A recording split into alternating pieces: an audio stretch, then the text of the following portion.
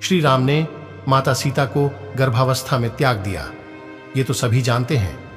लेकिन भगवान राम ने सीता का त्याग क्यों किया, इसके बारे में कम लोगों को ही जानकारी है।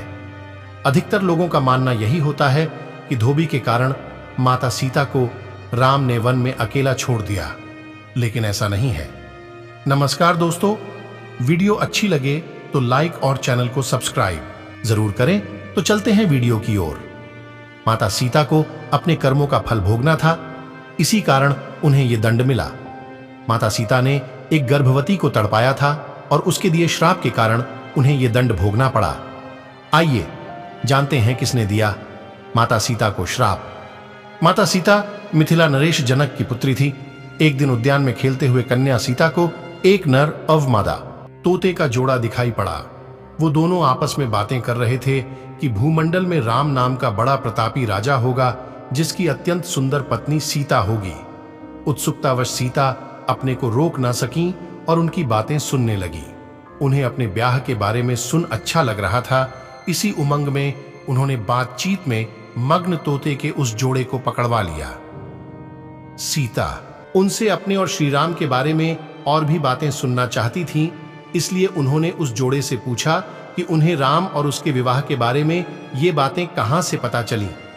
तोते ने कहा कि उन्होंने ये बात महर्षि वाल्मीकि के मुख से उनके आश्रम में शिष्यों को पढ़ाते वक्त सुनी। इस पर सीता ने कहा कि तुम जनक की जिस पुत्री के बारे में बात कर रहे हो वो मैं ही हूं। तुम्हारी बातें मुझे रोमांचित कर रही हैं, इसलिए अब मैं तुम्हें तब छोड़ूंगी जब मेरा विवाह श्री राम से हो जाएगा। तोते ने याचना करते हुए कहा कि हे देवी, हम पक्षी हैं जिसे घर में सुख नहीं मिल सकता है। हमारा काम ही आसमां में विचरण करना है। सीता ने नर तोते को आजाद कर दिया और कहा कि ठीक है, तुम सुखपूर्वक विचरो, परंतु तुम्हारी पत्नी को मैं तब छोड़ेंगी जब मुझे राम प्राप्त हो जाएंगे। नर तोते ने फिर गिड़गिड़ाते हुए कहा, हे सीते, मेरी यह पत्नी गर्भ से है, मैं इसका वियोग सह नहीं पाऊंगा। कन्या सीता ने फिर भी मादा तोते को नहीं छोड़ा। इस पर क्रोध में आकर मादा तोते ने सीता को श्राप दिया कि जैसे तू मेरी गर्भावस्था में मेरे पति से मुझे दूर कर रही है, उसी प्रकार तुझे भी अपनी गर्भावस्था में अपने राम का वियोग सहना पड़ेगा। इतना कहते ही मादा तोते ने प्राण त्याग दिया। कुछ समय बाद उसके वियोग में व्यथित नर तोते ने भी अपने प्राण त्याग दिए। जब माता सीता राम से विवाह के बाद गर्भवती हुईं तो उन्हें इस श्राप का दंड भोगना पड़ा और इसी कारण गर्भावस्था में भगवान राम ने उन्हें त्याग दिया। नमस्कार दोस्तों, एक और कहानी के साथ आपका स्वागत है। तो दोस्तों, यह कहानी खत्म होने के बाद मैं एक और रोचक भरी कहानी सुनाएंगे। वीडियो को लास्ट तक देखते रहना दोस्तों। इस कहानी में कौवा तुलसी ब्राह्मण और फल्गु नदी व गाय को मां सीता ने क्यों श्राप दिया था, आइए जानते हैं। इसके पीछे का कारण यही कारण है कि गया में आज भी तुलसी का पौधा नहीं उगता है। ब्राह्मण कभी भी संतुष्ट नहीं होते हैं। इसकी कथा बेहद ही रोचक है। आखिर बिहार के गया में क्या नहीं उगता तुलसी का एक भी पौधा? क्यों ब्राह्मण कभी संतुष्ट नहीं होता? फल्गु नदी सिर्फ नाम की नदी है।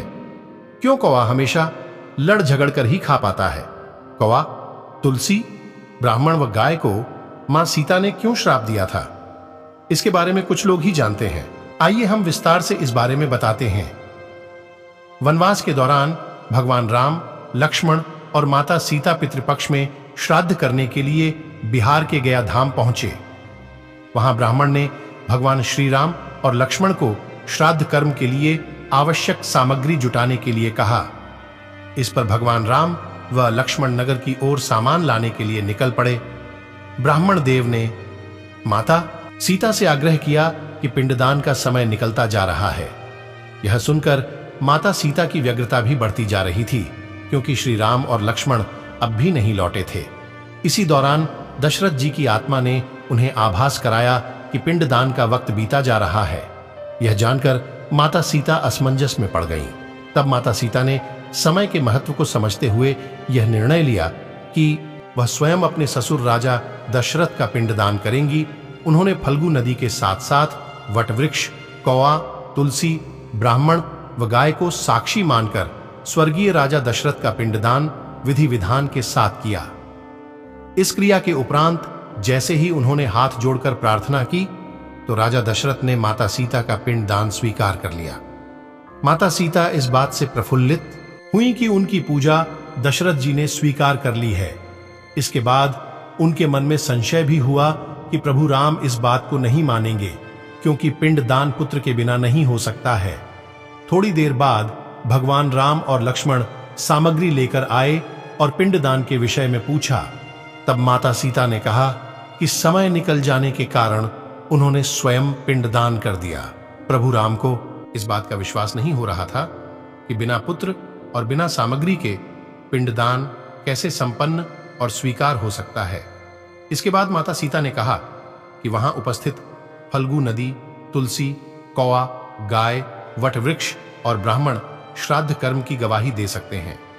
भगवान राम ने जब इन सबसे पिंडदान किए जाने की बात सच है या नहीं पूछा, तब फल्गु नदी, गाय, कौआ, तुलसी और ब्राह्मण पांचों ने प्रभु राम का क्रोध देखकर झूठ बोल दिया कि माता सीता ने कोई पिंडदान नहीं किया है।